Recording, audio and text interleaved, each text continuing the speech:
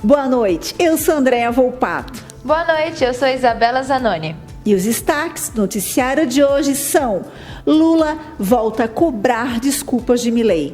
Brasileiros apoiam taxação de grandes fortunas. Expansão do etanol de milho no Brasil. Projeção de inflação mostra aceleração. E no Giro Cultural, teremos as notícias do mundo do entretenimento. Brasil precisará investir em saneamento básico. Serviço militar obrigatório na Europa. Sabesp é privatizada com perda para os cofres de São Paulo. Servidores rejeitam proposta de reajuste.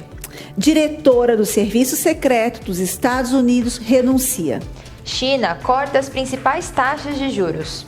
Para comentar sobre as notícias econômicas de hoje, teremos o especialista em direito financeiro, Dr. Luciano Pérez.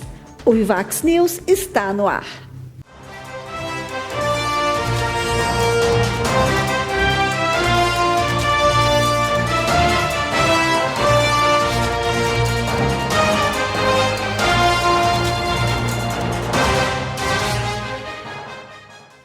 Hoje começamos falando sobre a cobrança de Lula com Javier Milei. O atual presidente Luiz Inácio Lula da Silva reiterou sua exigência de um pedido de desculpas do presidente da Argentina, Javier Milei, e expressou a expectativa de que ele respeite o Brasil. Lula fez a declaração na segunda-feira, dia 22 de julho, em entrevistas com algumas agências internacionais. A assessora da presidência divulgou a transcrição da entrevista. Lula afirmou aos jornalistas que não deve se preocupar com o discurso de Milei e que espera uma relação civilizada. Já que não há amizade entre os chefes de Estado, questionado se conversou com Milei, Lula declarou que não. Mas relatou que foi cumprimentado pelo argentino durante a reunião do G7 na Itália. Durante a entrevista, Lula declarou que o presidente da Argentina apenas passou por ele na reunião do G7 e o cumprimentou, e diz não ter nenhum problema com o mesmo. Em seguida, o presidente reforça sua exigência de desculpas durante a campanha eleitoral do ano passado. Milei chamou Lula de comunista e corrupto em um programa de televisão. O economista, classificado como ultraliberal, assumiu a presidência em janeiro e não fez gestos amigáveis com Lula. No início do mês, em sua primeira viagem ao Brasil, Milei não teve compromissos com autoridades do governo federal e participou de um encontro conservador em Santa Catarina, ao lado do ex-presidente Jair Bolsonaro, do Partido Liberal. Brasileiros apoiam a taxação de grandes fortunas. Uma pesquisa realizada pela Ipsos revela que 69% dos brasileiros apoiam uma maior taxação das grandes fortunas dos super ricos. Esse percentual é próximo à média do G20, que é de 68%. O governo do atual presidente Lula defende o aumento da carga tributária sobre grandes fortunas a nível global. A pesquisa da Ipsos ouviu 22 mil pessoas de 18 a 75 anos em 22 países, incluindo 18 nações do G20 e 4 fora do grupo, que são Áustria, Dinamarca, Quênia e Suécia. As entrevistas foram conduzidas online entre 5 de março e 8 de abril de 2024. Os defensores da taxação argumentam que os recursos arrecadados poderiam ser usados em ações socioambientais, como a prevenção de desastres naturais. E a pesquisa também mostrou que 81% dos brasileiros acham necessário tomar ações rápidas para reduzir as emissões de carbono, enquanto a média do G20 é de 71%. Entretanto, um acordo sobre a proposta do Brasil de tributar os super ricos está fora de cogitação nas reuniões do G20, que ocorrem essa semana no Rio de Janeiro, segundo fontes do Ministério das Finanças da Alemanha. O Brasil, que atualmente preside o G20, busca construir um consenso internacional sobre a tributação da riqueza este ano e pressionava por uma declaração conjunta na reunião dos ministros das Finanças e banqueiros centrais do G20. No entanto, não haverá discussões concretas sobre o tema e os planos estão longe de um consenso.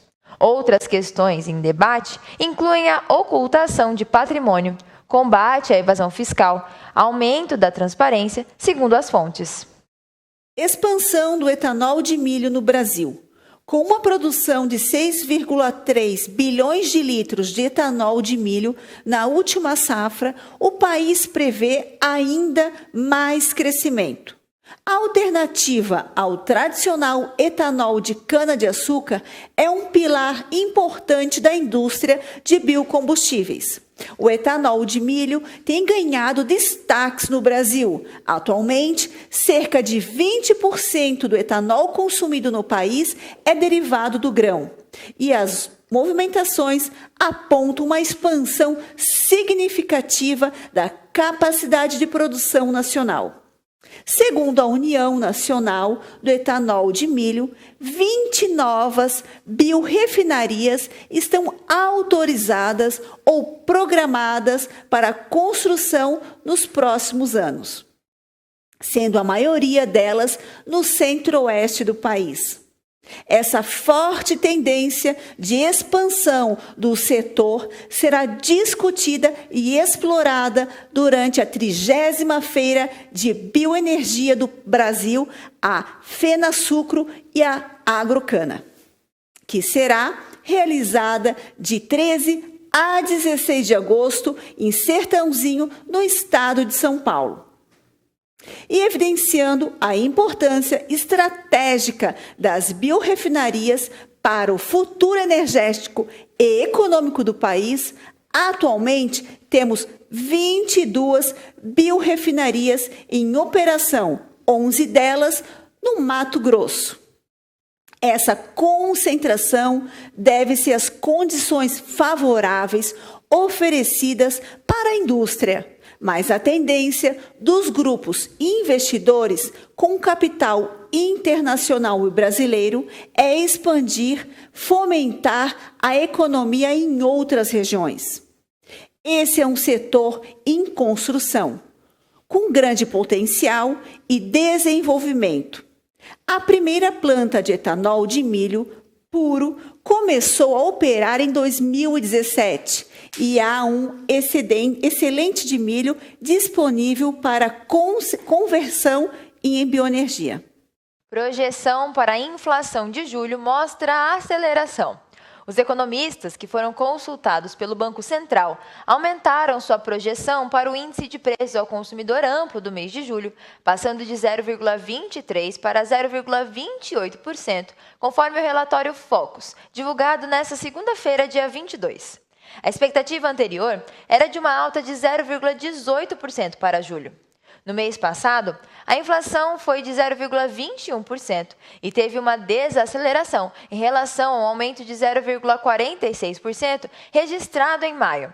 Se a projeção se confirmar, o IPCA continuará a subir e acelerar como previsto. Para os meses seguintes, os economistas prevêem taxas menores para o IPCA, mas ainda sem sinais de desinflação. As projeções indicam uma alta de 0,15% em agosto e 0,20% em setembro. Já as previsões anuais permanecem acima da meta estabelecida pelo Conselho Monetário Nacional para 2024, que é de 3%, com uma margem de 1,5 ponto percentual. A estimativa para 2024 está acima da meta prevista para a inflação desse ano. E, além disso, a previsão da Selic, a taxa de juros, foi mantida em 10,5% pela 5ª semana seguida. Agora eu vou convidar o Dr. Luciano Pérez para comentar sobre o aumento aqui no Brasil. Seja bem-vindo, doutor. Boa noite, Isa. Boa noite a todos os telespectadores da Rede Vivax de televisão. E como nós já sabemos, a economia ela flutua. Um dia nós temos índices um pouco mais favoráveis, outro dia índices um pouco menos favoráveis, tudo em virtude do reflexo do cenário econômico mundial e, é claro, do cenário econômico brasileiro. O fato da perspectiva de um aumento de IPCA, ele vai causar custar ao bolso de todos os consumidores uma diminuição do seu poder aquisitivo, com o aumento de alguns preços e, é claro, com a inflação estando estagnada, por mais que exista uma projeção de uma desinflação, nós temos sim uma diminuição no poder aquisitivo de todos os brasileiros.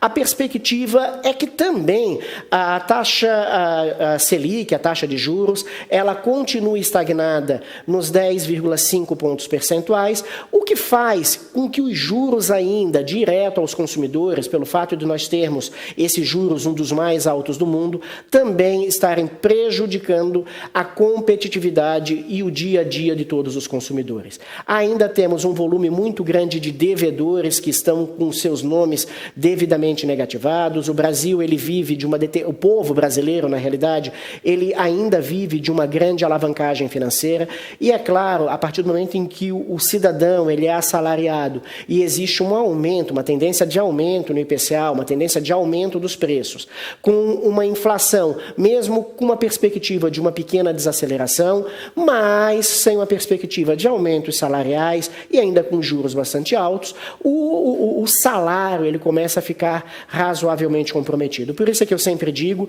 que o percentual máximo que nós indicamos para que se seja feito qualquer empréstimo, ele não pode ultrapassar os 30% dos rendimentos líquidos. Afinal de contas, o salário ele tem que comportar todas as necessidades do cidadão e da família. Vamos continuar analisando dia a dia o momento econômico brasileiro e mundial, para que a gente possa sempre estar acreditando que nós, brasileiros, devemos estar na posição de protagonistas em todos os âmbitos e principalmente dentro de uma realidade econômica. Nós retornamos agora com o noticiário, com as notícias do Vivax News, com a Isabela Zanoni. Muito obrigada pelos seus excelentes comentários. Agora a gente vai para um rápido intervalo e no próximo bloco tem Giro Cultural.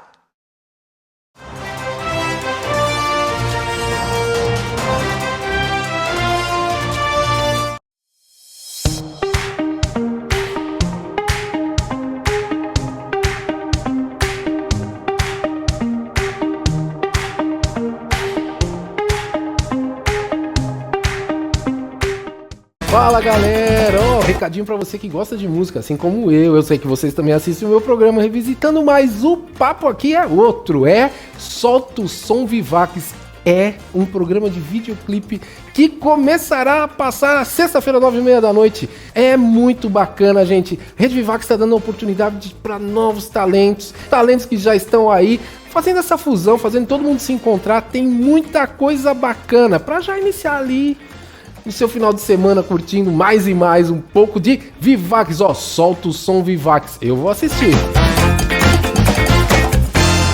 Fala tropa, olha só, eu acabei de gravar um podcast aqui na Vivax TV e eu aprendi algo muito legal.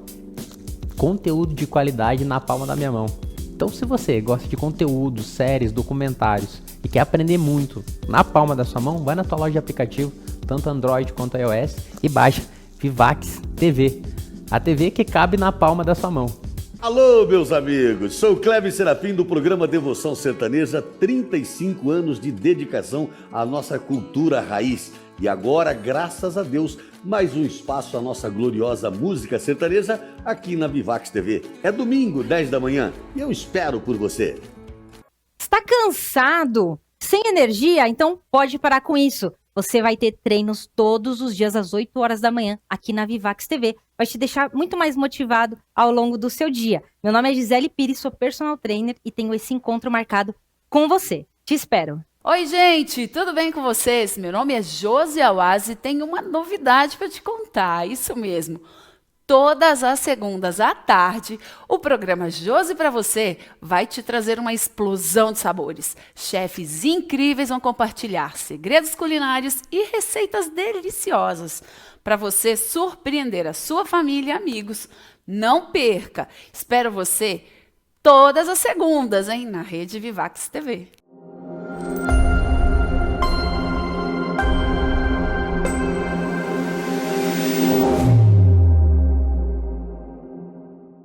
Desenhos clássicos como os Jetsons, Johnny Quest e a Turma do Zé Colmeia, você pode assistir de segunda a sexta na Rede Vivax de televisão.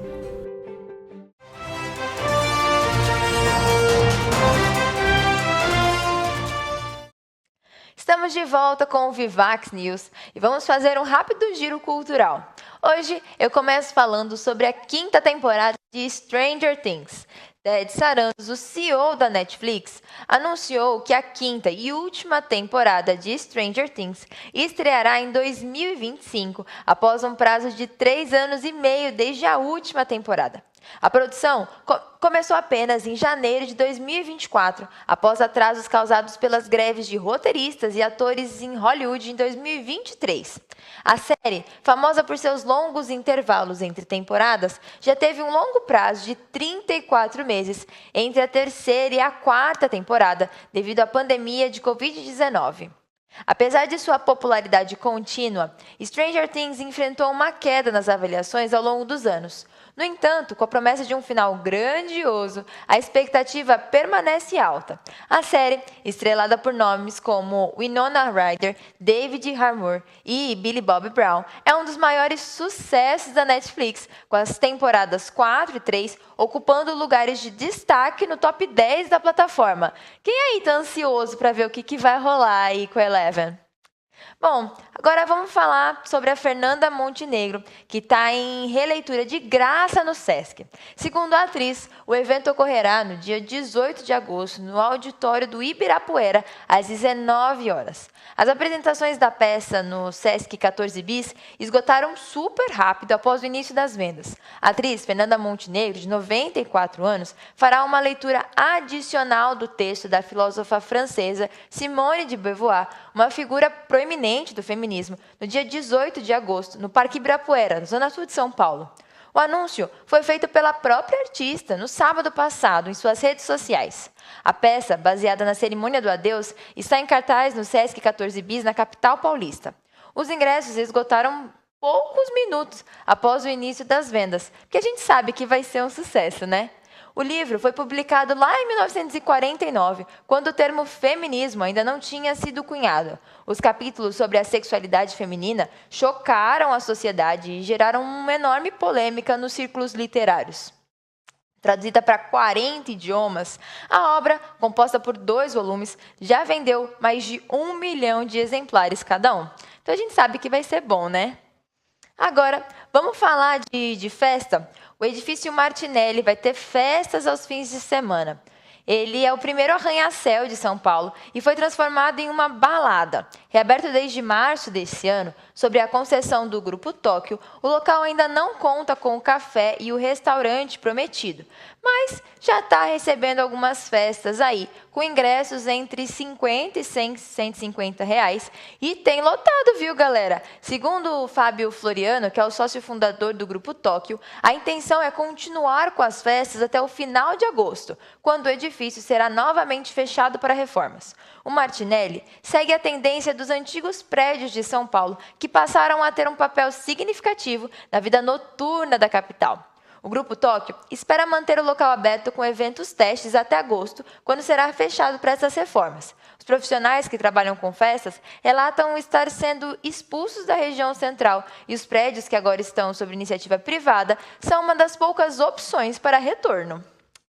Agora, aproveitando o giro cultural, eu vou falar um pouquinho para vocês sobre o que rolou ontem no Miss Universe de São Paulo. Eu vou colocar aí uns trechinhos. A gente teve a galera da Vivax TV lá, acompanhando tudo bem de pertinho. No Miss Universe, a gente teve aí a vencedora, que foi coroada como Miss São Paulo. E a gente vai ver um trechinho por aí.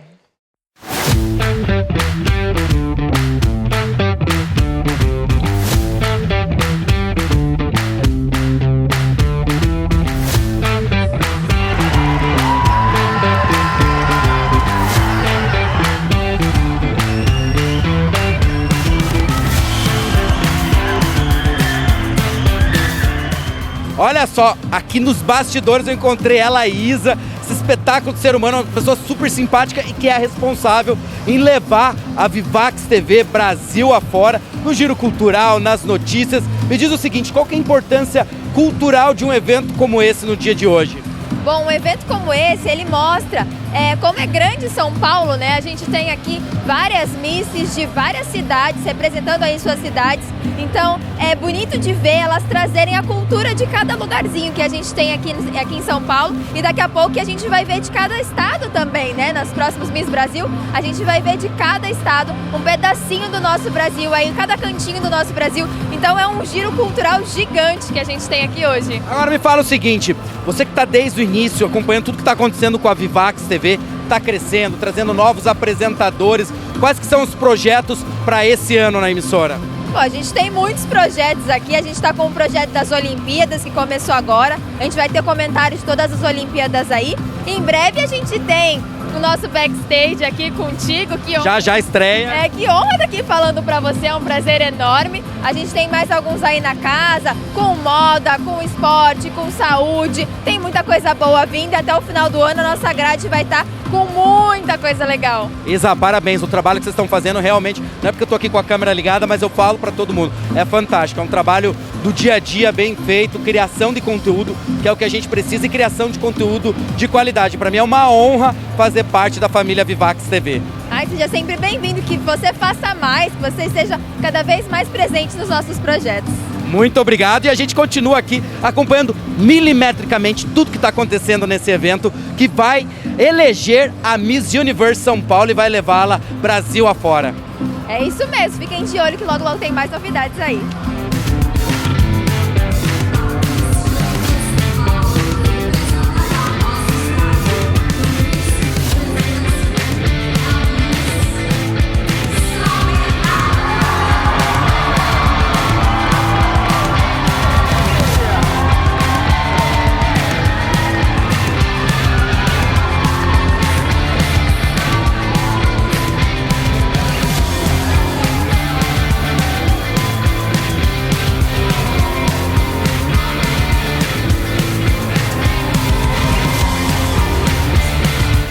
Agora, eu convido a Andréa Volpato para continuar com as principais notícias do Brasil e do mundo aqui no Vivax News. Brasil precisará investir em saneamento básico. O Brasil deve investir ao menos 100 bilhões de dólares, aproximadamente 558 bilhões de reais, para reverter o déficit de acesso ao saneamento básico no país. A cifra foi apresentada pelo ministro das Cidades, Jaber Filho, na primeira reunião ministerial do Grupo de Trabalho Desenvolvimento dos G20, realizada na manhã da segunda-feira passada no Rio de Janeiro. Segundo uma pesquisa, em 2022, cerca de 30 milhões de brasileiros não tinham acesso à água tratada. A meta é universalizar o acesso até 2033. Em relação ao esgotamento sanitário, 90 milhões de pessoas não tinham acesso no ano passado. E a meta é reduzir esse número para cerca de 20 milhões até 2033, alcançando uma cobertura de 90%. Ao apresentar os dados, Jaber Filho fez um apelo para que outros países se engajem na garantia do acesso ao saneamento para as populações de nações que enfrentam a mesma situação que o Brasil. O Grupo de Desenvolvimento deve debater 3 temas principais: acesso à água e saneamento, redução das desigualdades e cooperação bilateral. Um discurso na abertura realizado no encontro. O ministro das Relações Exteriores, Mauro Vieira, que é coordenador do Grupo de Desenvolvimento, afirmou que a falta de serviços básicos amplifica a pobreza e é uma das dificuldades para que o Brasil alcance o desenvolvimento.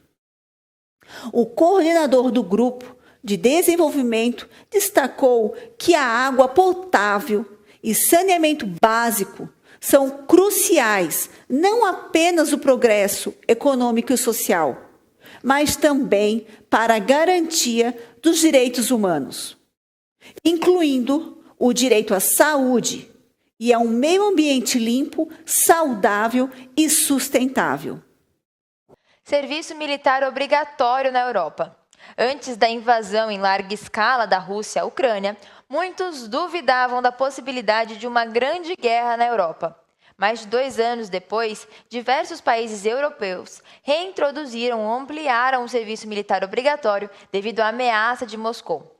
Vários países europeus interromperam o alistamento obrigatório após o fim da Guerra Fria, mas várias nações, particularmente na Escandinávia, o reintroduziram nos últimos anos, em grande parte por receio da ameaça russa. Deixar de se alistar pode resultar em multas ou até mesmo em prisão em alguns países. A Letônia é o país mais recente a implementar o alistamento obrigatório e foi reintroduzido em 1º de janeiro desse ano, após ser abolido em 2006.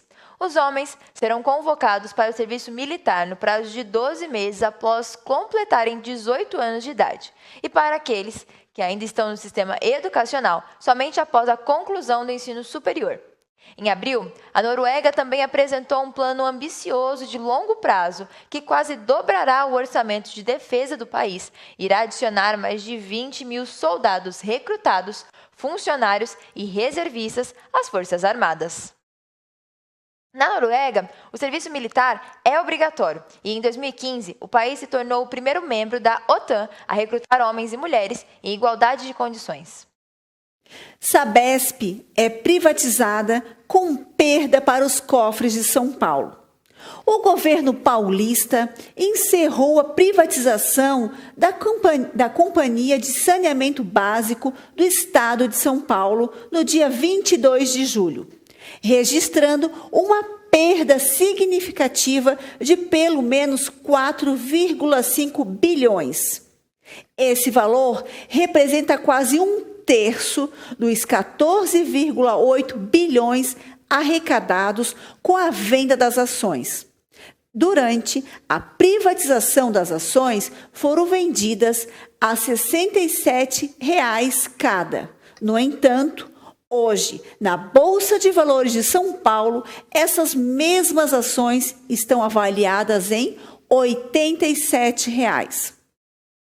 Amaury Polak, especialista em saneamento e conselheiro do Observatório Nacional dos Direitos à Água e o Saneamento, criticou a operação, afirmando que a venda das ações gerou uma situação absurda. Ele observou que no mesmo dia da venda, os compradores poderiam rever as ações com um lucro de 30%. Amaury apontou que o governo paulista tivesse vendido as ações pelo preço atual, poderia ter arrecadado cerca de 5 bilhões a mais. Além disso, o estudo do Sindicato dos Trabalhadores em Água, Esgoto e Meio Ambiente do Estado de São Paulo, encaminhado ao Tribunal de Contas do Estado, sugere que o valor real das ações da Sabesp é de R$ 103,90. Que esse valor seja considerado, o governo paulista teria aberto mão de aproximadamente 8 bilhões ao vender as ações por R$ 67,00. O estudo também prevê que, sob a administração privada, a Sabesp terá que investir pelo menos que o governo estadual havia previsto, o que permitirá que a empresa obtenha lucros mais altos e, consequentemente, uma valorização ainda maior das suas ações. Seguimos agora com os comentários do Dr. Luciano, que agora fará uma análise acerca da oferta das ações para a privatização da Sabesp. Boa noite, André. Vamos falar um pouquinho a respeito da privatização da Sabesp, onde alguns economistas têm feito alguns comentários como se o governo do estado de São Paulo, como se a Sabesp tivesse perdido dinheiro com a venda das ações no ato de privatização. As ações elas foram vendidas pelo valor que estava estipulado no dia de ontem. O grande fato é que, positivamente, com o fechamento da privatização, houve um avanço, houve uma valorização do valor das ações e existe uma perspectiva de aumento, inclusive, dessas ações. Com esse dinheiro extra que entrou com as privatizações, o governo do estado de São Paulo, a Sabesp, precisará colocar menos dinheiro público, que aumentará as perspectivas de lucratividade. É um acordo público-privado que aparentemente já está dando certo desde o seu início.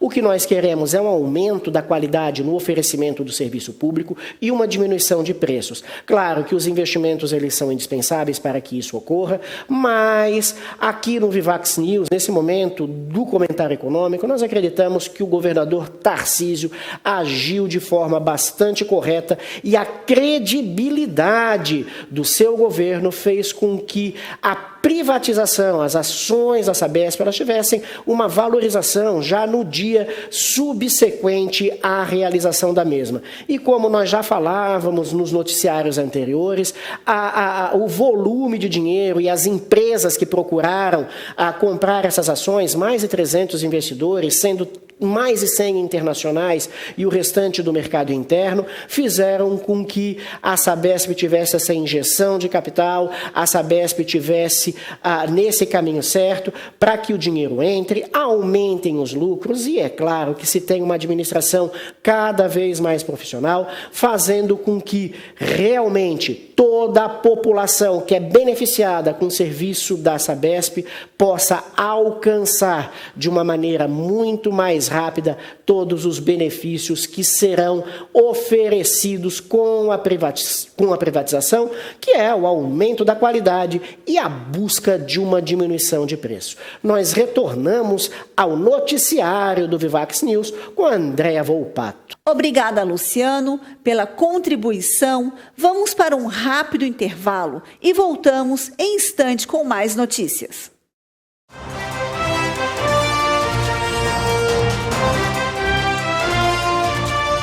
A Rede Vivax de televisão oferece aos telespectadores muitas horas de diversão e entretenimento, com desenhos, entrevistas, podcasts e muita música.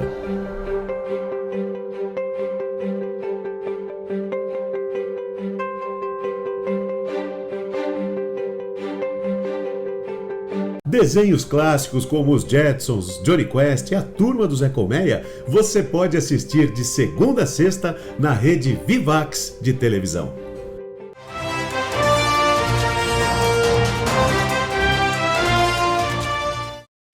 Estamos de volta com o Vivax News e vamos falar agora sobre os servidores que rejeitam a proposta de reajuste. O Sindicato Nacional de Servidores das Agências Nacionais de Regulação decidiu convocar uma greve de 48 horas para os dias 31 de julho e 1º de agosto. A decisão ocorreu após a rejeição da última proposta de reajuste salarial oferecida pelo governo para os funcionários de 11 órgãos reguladores. O Ministério da Gestão e Inovação em Serviços Públicos sugeriu um aumento que varia de 26% a 34% até 2026, considerando o reajuste de 9% já concedido em 2023. Para 2024, não há previsão de aumento. O próximo reajuste está previsto para janeiro de 2025 e abril de 2026. E, além disso, houve aumento nos benefícios com o auxílio à alimentação. Os servidores pedem uma equiparação salarial com as carreiras do chamado ciclo de gestão, como analista de comércio exterior ou analista de planejamento e orçamento. Essa equiparação é pedida, por exemplo, para os especialistas em regulação e analistas administrativos. Diretora do Serviço Secreto dos Estados Unidos renuncia. Kimbler enfrentava pedidos dos republicanos para deixar o cargo desde o atentado contra Trump em 13 de julho. Ainda como diretora, Kimbler admitiu uma falha mais significativa em décadas do serviço secreto em depoimento ao Comitê de Supervisão da Câmara. dos Estados Unidos na segunda-feira. A diretora renunciou ao cargo nesta terça-feira, no dia 23 de julho. Ela estava sendo pressionada desde o atentado contra Trump, candidato dos republicanos à presidência, em 13 de julho. Em um e-mail enviado aos funcionários nessa terça-feira, afirmou que assume total responsabilidade pela falha na segurança. Kimberly também declarou que foi com um coração pesado que tomou a difícil decisão de renunciar ao cargo de diretora. O atentado gerou pressão sobre Kimberly e a Agência Federal de Segurança, provocando um clamor por sua renúncia, embora a então diretora tenha afirmado imediatamente após o ataque que não renunciaria. Ela não conseguiu resistir seu depoimento no Congresso, levou a pedidos de sua saída por deputados de ambos os partidos, democrata e republicano. Durante a audiência, ela também se recusou a responder perguntas dos legisladores sobre o plano de segurança para o comício e sobre a resposta das forças de segurança ao comportamento suspeito do atirador. China corta as principais taxas de juros. O Banco do Povo da China anunciou na segunda-feira passada uma redução inesperada nas taxas de juros de referência do país, uma semana após a divulgação da desaceleração do crescimento do Produto Interno Bruto chinês no segundo trimestre. A taxa de juros de referência para empréstimos de 5 anos foi reduzida de 3,95% para 3,85% ao ano, enquanto a taxa de referência de um ano caiu de 3,45% para 3,35% ao ano. A última alteração nas taxas de referência pelo Banco do Povo da China ocorreu em fevereiro, quando a LPR de 5 anos foi reduzida de 4,2% para 3,95% ao ano. A taxa de um ano não havia sido modificada desde agosto do ano passado, quando caiu de 3,55% para 3,45%. De acordo com a agência de notícias oficial Xinhua, o corte das taxas demonstra a determinação do banco em reforçar a recuperação econômica e corresponde aos objetivos estabelecidos na recente reunião plenária, que visam alcançar a meta de crescimento para esse ano. O presidente e economista-chefe da Pinpoint Asset Management afirmou a Reuters que o fato de que o Banco do Povo da China não ter esperado uma alteração do Fed antes sugere que o governo reconhece a pressão econômica sobre a China. Agora, eu vou convidar o Dr. Luciano Pérez para comentar sobre as taxas chinesas. Isa, olha a importância do governo ele agir de forma imediata.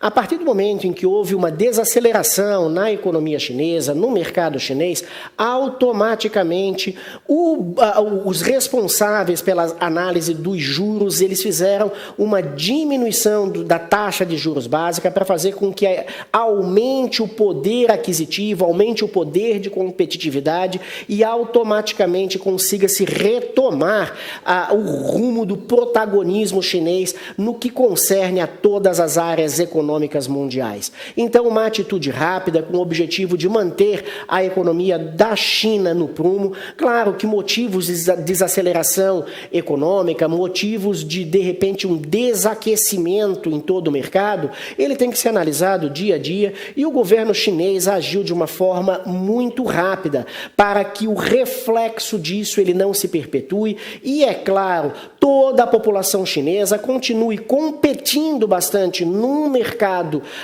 interno e, é claro, que em todo o mercado externo.